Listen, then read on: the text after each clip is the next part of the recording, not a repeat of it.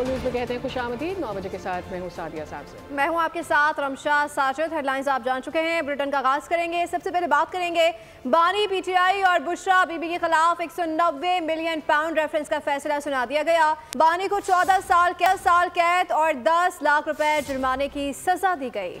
साथ ही बुशरा बीबी को 7 साल कैद और 5 लाख रुपए जुर्माने की सजा सुनाई गई है। केस का तफसीली फैसला भी जारी कर दिया गया है। 190 मिलियन पाउंड रेफरेंस, बानी पीटीआई और बुशरा बीबी को सजा। एहतसाब अदालत इस्लामाबाद के जज नासिर जावेद ने अडियाला जेल में फैसला पढ़कर सुनाया। बानी पीटीआई को 14 साल कैद और 10 लाख रुपए जुर्माने की सजा सुना दी गई। बुशरा बीबी को 7 साल कैद और 5 लाख रुपए जुर्माने की सजा सुनाई गई। अलकादिर यूनिवर्सिटी को सरकारी तहवील में लेने का हुक्म दिया गया है। जिस वक्त फैसला सुनाया गया, बानी पीटीआई, बुशरा बीबी और तहरीक इंसाफ की क़यादत कमरा अदालत में मौजूद थी। केस का तफसीली फैसला भी जारी कर दिया गया। फैसला 148 सफ़हात पर मुश्तमिल है। दीगर 6 मुल्जिमान को इश्तिहारी करार दिया गया है। फैसले में लिखा कि बानी ने प्रॉपर्टी टाइकून से गैर कानूनी माली फवाइद हासिल किए। बानी ने मुल्जिमान के साथ मिलकर 171 मिलियन पाउंड की गैर कानूनी मुंतकली और एडजस्टमेंट में मदद की।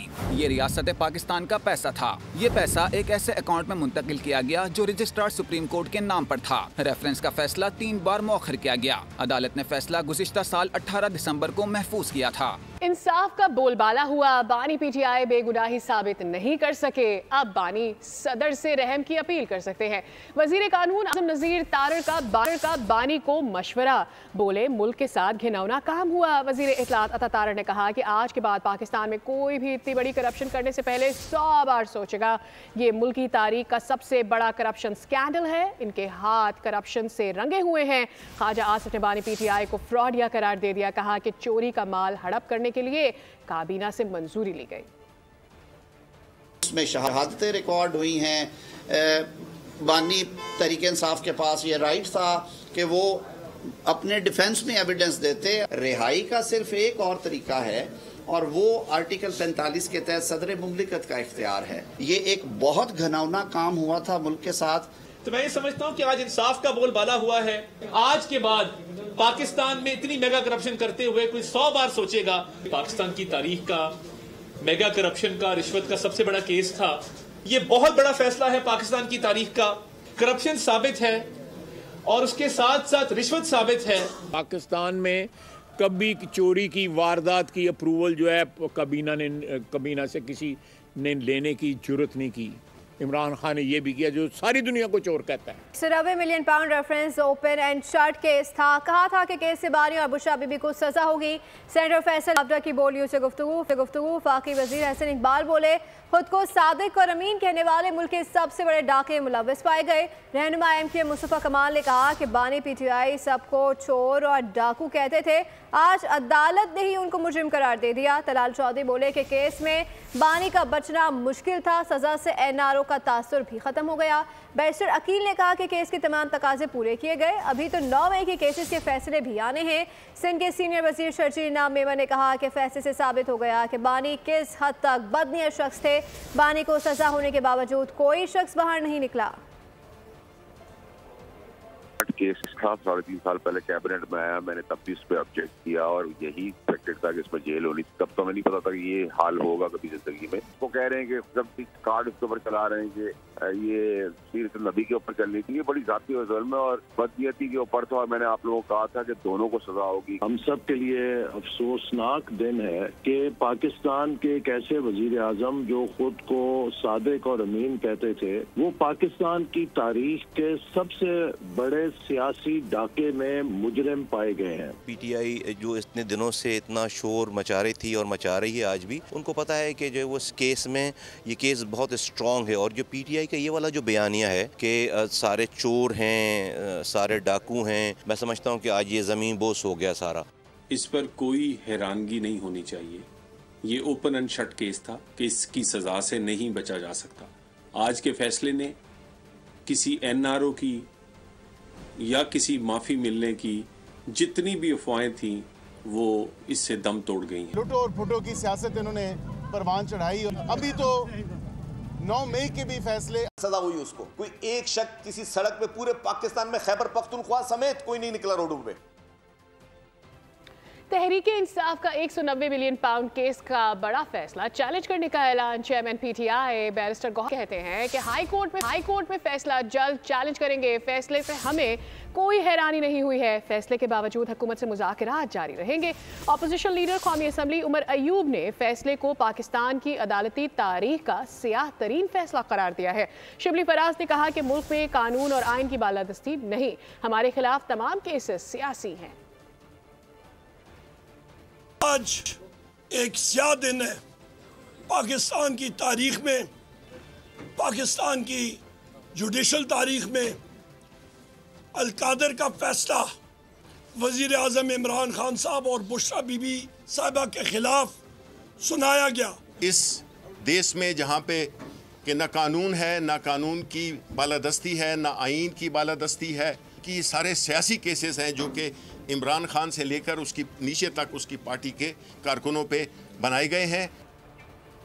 अलकादर यूनिवर्सिटी मेरे पास आ गई है, अब बच्चों को जादू ताबीज़ नहीं सिखाया जाएगा। वज़ीर आला पंजाब मरियम नवाज़ का ओकाड़ा में तकरीब से खिताब। कहा यह पहला वज़ीर आज़म है जो चोरी करते हुए इनके हाथों पकड़ा गया।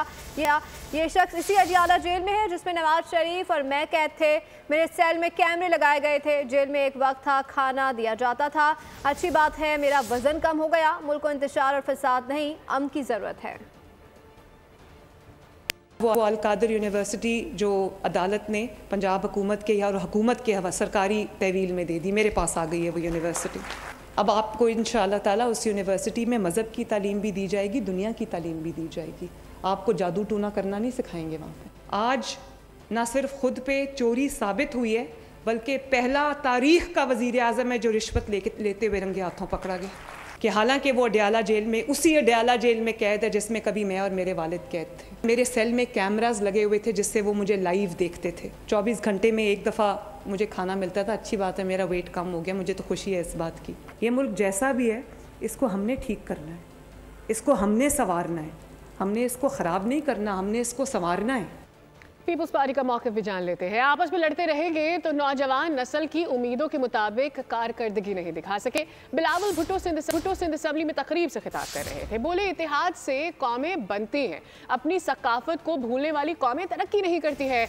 कराची में मीडिया यूनिवर्सिटी कायम होनी चाहिए। कायदे अवाम का विजन अपनाते तो आज पाकिस्तान ड्रामे और फिल्में पूरी दुनिया में देखी जाती। हम आपस में ही लड़ पड़ेंगे तो फिर जो नौजवान नस्ल की उम्मीदें हैं, हम उनके उम्मीदें के मुताबिक परफॉर्म शायद नहीं कर सकेंगे। सबको मिलके मुत्तहिद होके कौमें बनते हैं। जो मुल्क अपना सकाफत भूल जाते हैं तो वो मुल्क कहीं गुम हो जाता। मैं जो तजवीज़ दी गई आज कि हम एक मीडिया यूनिवर्सिटी कायम करें, मैं इस सोच का हक में हूँ और मैं भी रिक्वेस्ट करूंगा चीफ मिनिस्टर सिंध से एक मीडिया यूनिवर्सिटी इसी शहर कराची में कायम करे। और मैं समझता हूं कि अगर कायदे अवाम का जो विजन था उस तरीके से हम ना सिर्फ प्रमोट करते हैं, ना सिर्फ इन्वेस्ट करते हैं, तो शायद आज पाकिस्तान की फिल्में, पाकिस्तान के गाने, पाकिस्तान के आर्ट्स पूरी दुनिया में इस तरीके से फाल होते हैं। जुडिशल कमीशन इजलास चीफ जस्टिस से ज़ेर सदारत 2 अलग अलग इजलास हुए हैं। इस्लामाबाद हाई कोर्ट के लिए आजम खान और इनाम अमीन मिनाज के बतौर एडिशनल जज मंजूरी दे दी गई है।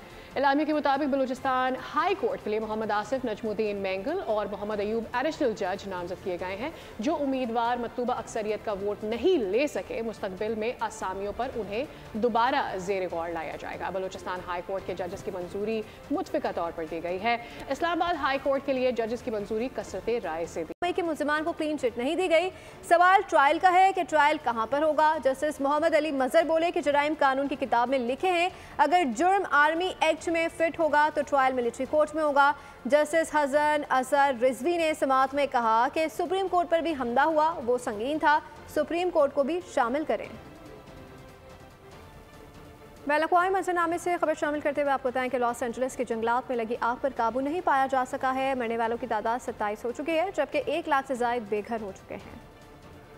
कैलिफोर्निया की आग अब तक भड़क रही है। हजारों फायर फाइटर्स 45 स्क्वायर मील पर फैली आग बुझाने की कोशिशें कर रहे हैं। मजीद 90,000 अफराद को अलर्ट किया गया है कि किसी वक्त भी इनखला के अहकामात मिल सकते हैं। पैलेसेड्स की आग पर 27% तक काबू पाया जा सका है। 5,000 मकानात और जायदादें यहाँ राख हो चुकी हैं। एटोन की आग पर 55% काबू पा लिया गया है। हुक्काम के मुताबिक एल्टाडीना में 17 और पैलेसेड्स की आग से 10 अफराद के मरने की तस्दीक हो गई। आग से तबाह होने वाली इमारतों का मलबा हटाने पर पाबंदी आयद कर दी गई। हुक्काम का कहना है कि इमारतों के मलबे में राख और भारी दांतें और दीगर खतरनाक मवाद शामिल हो सकते हैं। लॉस एंजलिस के 30,000 तलबा की तालीम मुअत्तल है। 33 स्कूल बंद कर दिए गए। 10 कैंपस आग से तबाह हो चुके हैं। ये आग अब तक 37,000 एकड़ से जायद रकबे को मुतासिर कर चुकी है। कराची से कश्मीर तक सर्दी जोरों पर है। बालाई इलाकों में शदीद ठंड है। कराची में सर्द हवाओं का राज है। आइंदा 24 घंटों के दौरान बलूचिस्तान, खैबर पख्तूनख्वा, गिलगित बल्तिस्तान, कश्मीर, मरी और गलियात में बारिश और बर्फबारी मुतवक्के है। मुल्क भर में सर्दी अपने जोबन पर। बालाई इलाकों में पारा बदस्तूर नुक्ता इंजमात से नीचे। कश्मीर और गिलगित बल्तिस्तान में दिलफरेब नजारे। झीलें, आबशारें, दरिया जम गए। सड़कें, गाड़ियां, दरख्त सब बर्फ से ढक गए। लेह में पारा -13, स्कर्दू में -10, गोपस, कल्लात और ज़ियारत में -60 डिग्री तक गिर गया। सिंध और पंजाब के मैदानी इलाकों में धुंध के डेरे। कराची में सर्द हवाओं का राज। महकमा मौसमियात के मुताबिक आइंदा 24 घंटों के दौरान बलूचिस्तान, खैबर पख्तूनख्वा, गिलगित कश्मीर, मरी और गलियात में बारिश और बर्फबारी का इम्कान है। मुल्तान में वेस्ट इंडीज के खिलाफ पहले टेस्ट से पाकिस्तान ने पहले रोज 4 विकेटों पर 143 रन बना लिए। खराब मौसम के बायस पहले रोज सिर्फ 41 ओवर्स का खेल मुमकिन हो सका। 46 रन पर 4 विकेटें गिरने के बाद मोहम्मद रिजवान और सऊद शकी ने इनिंग्स को सहारा दिया। 5वीं विकेट पर 97 रन की नाकाबिले शिकस्त शराकत कायम की। सऊद 56 और रिजवान 51 रन पर नॉट आउट हैं। पहला टेस्ट खेलने वाले मोहम्मद हुरैरा 6, कप्तान शान मसूद 11, कामरान गुलाम 5 और बाबर आजम 8 रन बनाकर आउट हुए। मुल्तान में धुंध के बायस मैच 4 घंटे ताखीर से शुरू हुआ। कराची के एक्सपो सेंटर में दूध और गोश्त की पैदावार के लिए मशहूर बेहतरीन नायाब नस्ल के मवेशियों का मेला सज गया है। सिंध की कुंडी भैंस सबको भा गई है।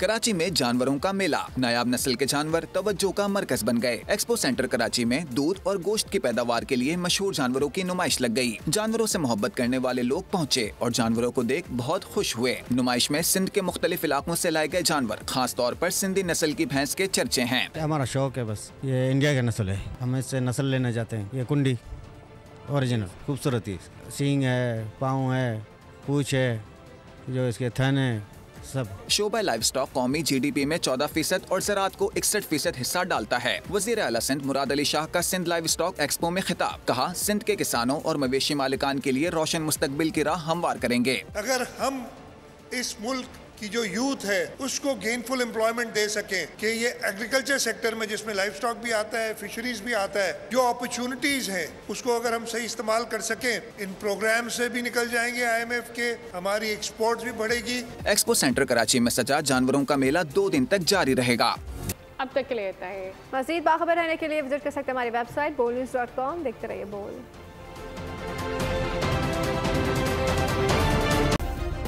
सब्सक्राइब करें और बेल दबाएं ताकि कोई खबर रह न जाए।